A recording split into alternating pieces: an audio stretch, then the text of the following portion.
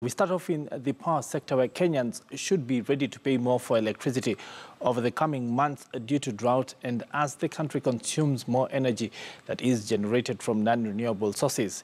This is according to Energy CS Charles Keter, who just weeks ago had told a cabinet committee, indeed a parliamentary committee, that government would ensure that Kenyans would be shielded from high costs of energy occasioned by increased fuel cost adjustment charges. Oguttu has more on that story. RERC or the ministry has no mandate whatsoever to do any tariff increment. The process is the APTEC, which is the KPLC or any other, be it pipeline, be it any other company, will apply to ERC stating why they need a tariff increment. ERC then will have it in the media, in the print media. This was the Energy Cabinet Secretary just 1 month ago, urging Kenyans not to fret and worry over expected high cost of power and to dispel rumors that heightened power cost will be backdated to late 2017. It was many Kenyans who breathed a sigh of relief despite having high power bills, which the CS dismissed as being caused by a migration from analog to digital metering.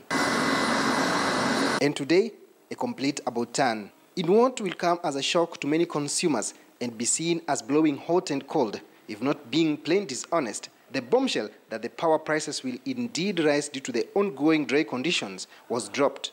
The CS who visited Sondu Miriu hydroelectric power station in Nyanza Wednesday afternoon said the ravaging drought, which has caused reduced water levels in most hydropower generation plants, together with the increase in the price of crude oil, has further increased the cost of power production. The cost per crude oil has gone up. It's about 70 now. It's $70 per barrel. It had come down to 30. So it's now 70. You see, with that now, it pushes everything up. Built between 2007 and 2013, the Sondu Miriu hydroelectric power station is relied upon by the entire Western region power consumers.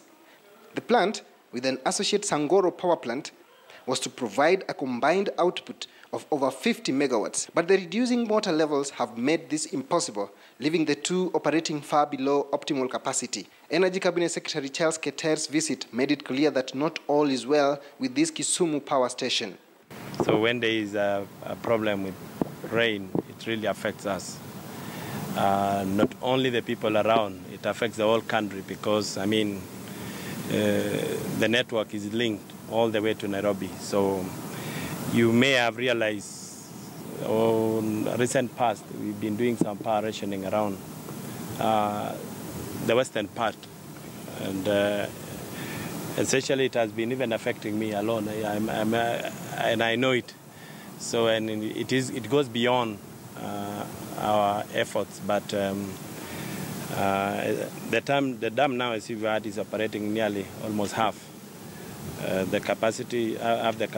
Therefore, what should have compensated that is the geothermal, but the line which we have is our line, which runs all the way from Lesos to Moroni. And as Kenyans have heard many times before, the solution to the over-reliance on hydroelectric power is green energy, like geothermal power. But with continued underinvestment and continued questions over corporate governance in the sector, much of Kenya will continue to pay through the nose for electricity for the foreseeable future. Oguttu, KTN News.